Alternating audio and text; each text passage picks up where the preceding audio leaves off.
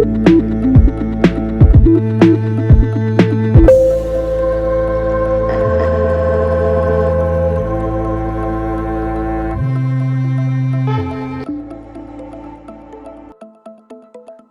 ားလုံးပဲမင်္ဂလာပါကျွန်တော်ဒီကနေ့မှာတော့ Epson L805 ကျွန်တော် Epson printer တွေကျွန်တော်တို့ဒီမှာ inkpad ပြည့်ပြီးတော့ကျွန်တော်ဆေးရှန်နေရပါတော့ကျွန်တော်ဆေးရှန်တာတွေကိုဘယ်လိုဖြည့်ရှင်းရမလဲဆိုတာကျွန်တော်ပြောပြပေးမှာဖြစ်ပါတယ်ကျွန်တော်ဆေးရှန်နေရင်နောက်ကနေကျွန်တော် inkpad ဖောက်ပေးရမှာဖြစ်ပါတယ်ကျွန်တော် inkpad ဖောက်ပေးရမှာဖြစ်ပါတယ်ကျွန်တော်အဲ့ဒါကိုဒီနေ့တစ်ဆင့်ချင်းပြောပြပေးသွားမှာဖြစ်ပါတယ်ခင်ဗျာပထမဆုံးကျွန်တော်တို့ net လေးဖြုတ်ပေးရမယ်ပေါ်ကားမှာကျွန်တော်တို့နဲ့နှလုံးပါတယ်ရောဒီကြားထဲမှာတစ်လုံးရှိရယ်တွင်ရောဒီမှာတစ်လုံးပါနော်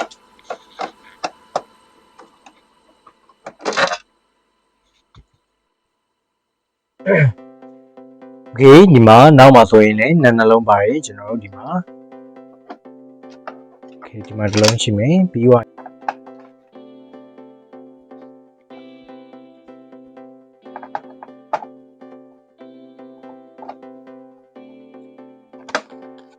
ပြီးသွားရင်ကျွန်တော်net တွေအကုန်ဖြုတ်ပြီးသွားရင်ကာဗာလေးဖြုတ်ပေးရမယ်ကျွန်တော်တို့ဒီကောင်လေးကိုဒီမှာလက်မလေးနဲ့ဖြုတ်ပြီးတော့ညှောင်းလိုက်မယ်ကျွန်တော်ကာဗာလေးဖြုတ်မယ်ပြီးသွားရင်ကျွန်တော်ဒီကပြီးသွားရင်ကျွန်တော်ဒီကနေပြီးတော့ကာဗာလေးကိုချွတ်ပေးလိုက်မယ်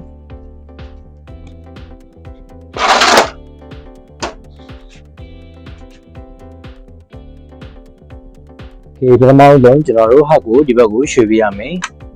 နော်ဒီမှာပင်နံလေးဒီတောင်းမှာရှိတယ်အဲ့ပင်နံလေးကိုကျွန်တော်ရှင်းအောင်ကစားပြီးတော့ဟက်လော့ပြောအောင်ဖြုတ်ပေးရမယ်ဒီနေရာလေးရပါတော့ကျွန်တော်ဒီမှာဟက်လော့လေးရှိတယ်ကျွန်တော်ဒီမှာဘယ်လုံးလဲရတယ်ဒီဟက်လော့လေးကကစားနေမှာဖြစ်တယ်ရှင်းအောင်ကစားပြီးတော့ဟက်ကိုဒီဘက်ကိုရွှေ့လိုက်မယ်ပြီးတော့ကနေကျွန်တော်တို့ဒီမှာ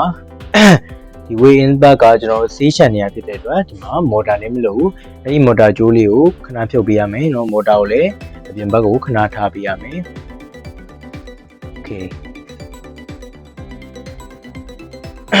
ကျွန်တော်တို့အရင်ဆုံးမော်တာကြိုးကိုဖြုတ်ပေးရမယ်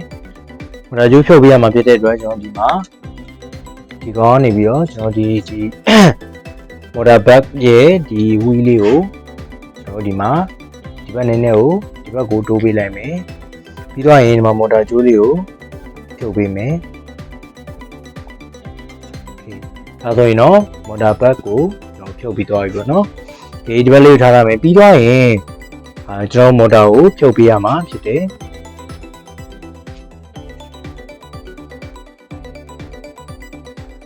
ပြီးတော့ရင်ကျွန်တော်တို့မော်တာကိုဖြုတ်ပေးရမယ်ဒီမှာကျွန်တော်နှလုံးပါတယ်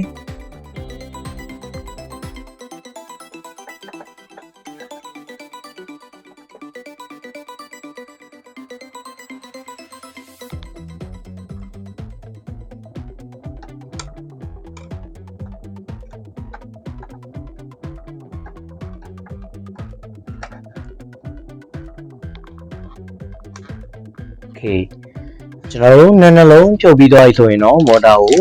နောက်ကနေဒါလေးထုတ်ပြရမယ်ကျွန်တော်ဒီဘက်ကိုခဏကတ်ထားရမယ်ကျွန်တော်ဒီမှာ inkpad ပြုတ်မှာဖြစ်တဲ့အတွက်ခဏလေးကတ်ပေးထားရမယ်ကျွန်တော်တို့ inkpad မဖြုတ်ခင်ကျွန်တော်ဒီမှာနိုင်ရဲ့နေရာလေးတွေကိုပြပေးမှာဖြစ်ပါတယ်ဒီမှာဆိုရင်ကျွန်တော်ဒီအောက်မှာနှစ်တစ်လုံးရှိတယ်ကျွန်တော်ဒီကြားထဲမှာတစ်လုံးရှိရယ်ဒီကြားထဲမှာကျွန်တော်တစ်လုံးရှိရပေါ့နော်ကျွန်တော်ဒီဘက်ကနက်မဟုတ်ဘူးကျွန်တော်ဒီနက်လေးပေါ့နော်ဒီနက်ရယ်ပြီးတော့ကျွန်တော်ဒီကြားထဲမှာတစ်လုံးရှိမယ်ဒီနက်ရယ်ပေါ့နော်ကျွန်တော်ပေါ်ကနေကြည့်ရင်ဒီနက်ရယ်ဒီကြားထဲမှာရယ်ပြီးတော့ဒီမှာတစ်လုံးရယ်နှလုံးကိုဖြုတ်ပေးရမှာဖြစ်ပါတယ်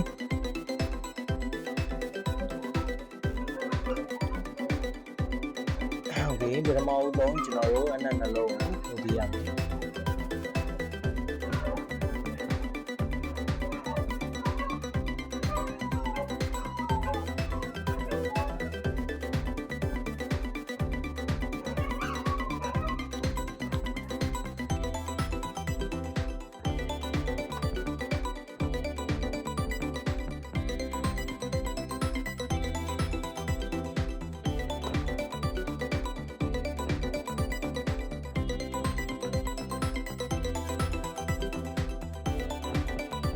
Okay ကျွန်တော်နဲ့ရပြီဆိုရင်တော့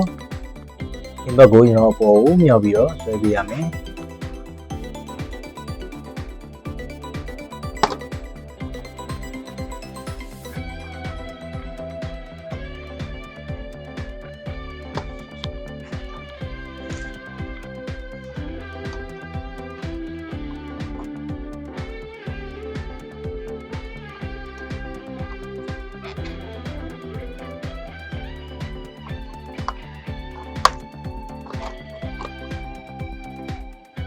ဒီကျွန်တော်ဒီမှာနောက်မှာပိုက်လေးတွဲထားတယ်အဲဒီပိုက်ကိုဖြုတ်ပြရမယ်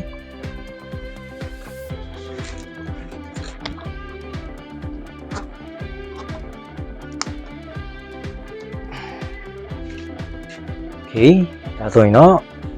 ကျွန်တော်ဝေးရင်ဘတ်ဖြုတ်ပြီးသွားပြီပေါ့နော်ဒီဒါဆိုရင်ဝေးရင်ဘတ်ဆန်နေတာဖြစ်ပါတယ်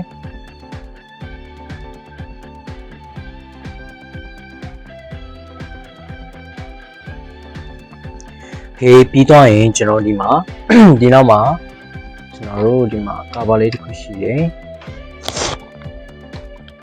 အဲကောင်လေးကိုဖြုတ်ပေးမယ်။ဒီဟာလေးပေါ့နော်။ကျွန်တော်ဒီနောက်မှာဒီအောက်လေးမှာပါတယ်။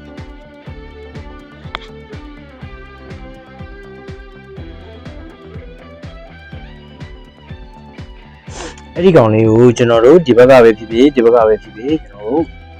ဒီဘက်ကဖြစ်ဒီဘက်ကဖြစ်ကျွန်တော်တို့ဒီမှာကျွန်တော်ပိုက်တစ်ပေါက်စာလောက်ဖယ်ပေးရမှာဖြစ်ပါတယ်။ဘာလို့လဲဆိုတော့ကျွန်တော်ဒီမှာဝင်းဘက်ကနေပိုက်ရှည်ဆက်ပြီးသွားရင်ဒီနောက်ကနေထုတ်ပေးရမှာဖြစ်တယ်။โอเคကျွန်တော်အဲ့ဒါကြောင့်ပိုက်တစ်လို့စာလေးဟိုကကြည့်ကြပေးရမယ်။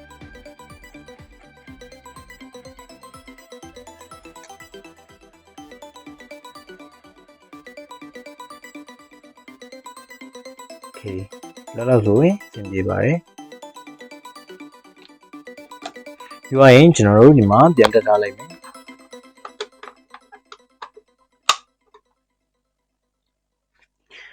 နောက်ပြီးရနဲ့ကျွန်တော်တို့လိုမှာဒီမဲ့ပစ္စည်းတစ်ခုကကျွန်တော်ဒီမှာ drip pipe ပေါ့နော်drip pipe လေးတစ်ခုဝယ်ပေးထားမှာဖြစ်ပါတယ်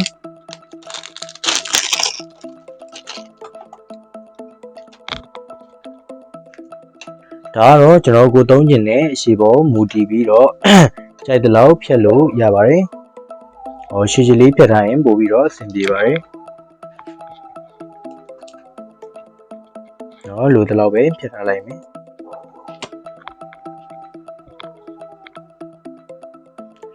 ပြီးတော့ရင်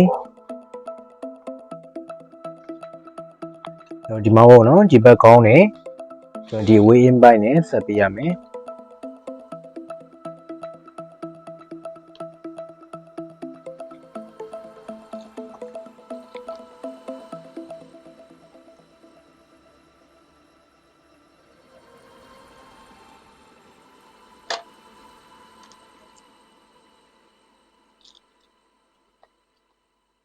ဒီမှာဆေးတိုင်းတွေမှာပြောပြီးဝယ်လို့ရပါတယ်ဒီကောင် drip pipe လေးတွေတခုမှ200ပဲရှိပါတယ်ဆေးမရှောင်လို့ဒါလေးကိုကျွန်တော်တို့တင်းတင်းလေးချက်ပေးရမှာဖြစ်ပါတယ်ပြီးတော့ရင်တော့ကျွန်တော်ဆောင်းတာဖောက်ထားတဲ့ပေါက်လေးတွေကိုထည့်ပေးရမယ်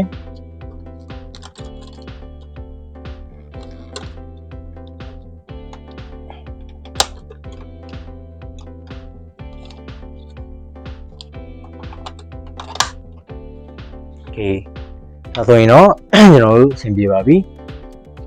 ဒါဆိုရင်တော့ကျွန်တော်ဝင်ပိုင်းဖောက်ပြီးသွားပြီပြီးသွားရင်တော့ကျွန်တော်တို့ရိုးတဲ့တန်ရှင်းလုပ်ပြီးသွားရင်ကာဗာပြန်တက်လို့ရပြီကာဗာမတက်ခင်ဆောနာဖြုတ်ထားတဲ့ကျွန်တော်တို့ main motor ကိုတည်ပေးရမှာဖြစ်ပါတယ်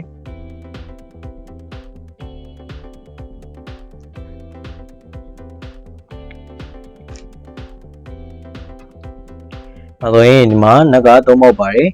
ဒီနှစ်ပေါက်ကိုဆောနာဒီနှစ်နေရာမှာပေါ့နော်နှစ်နေရာမှာတက်တက်လေးထားပြီးတော့နက်ပြန်ချက်ပေးရမယ်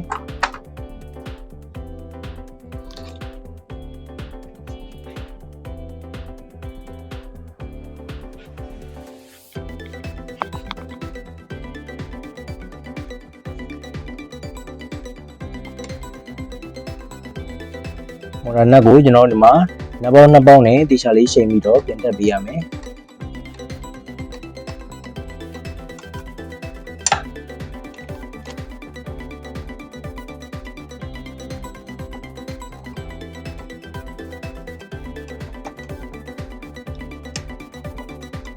ပြီးသွားရင်တော့ကျွန်တော်ဆောနာ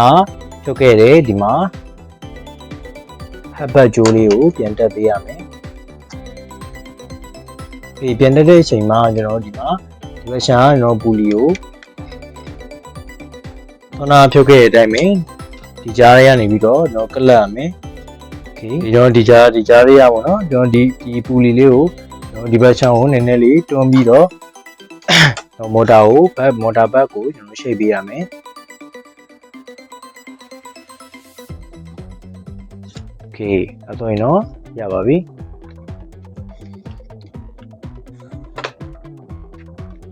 ပြီးတော့ရင်တော့ကျွန်တော်တို့ကာဗာပြန်တက်မယ်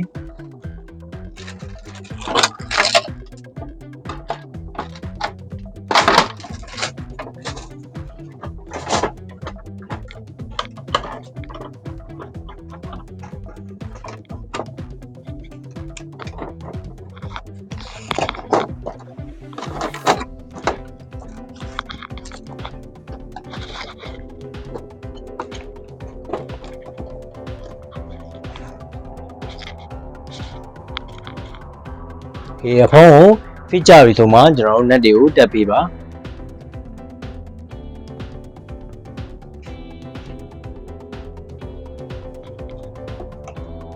ဆောနာဖြုတ်ခဲ့တဲ့အတိုင်းပဲ net က၄လုံးရှိမယ်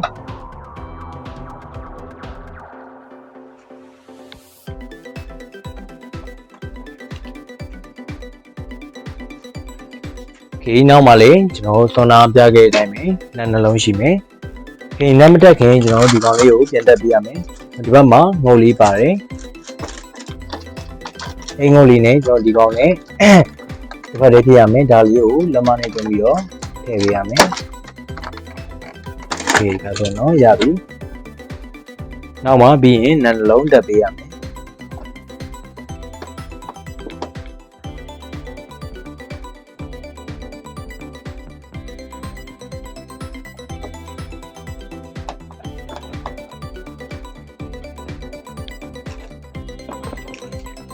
ဒါဆိုရင်တော့ဒီမှာကျွန်တော်တို့ weigh in by ဖောက်ပြီးပြီဖြစ်ပါတယ်ဒီနောက်ကထွက်လာတဲ့ weigh in by ကိုနောက်ကနေပြီးတော့ရေတန့်ပူးလေးနဲ့ကျွန်တော်ထားပြပါ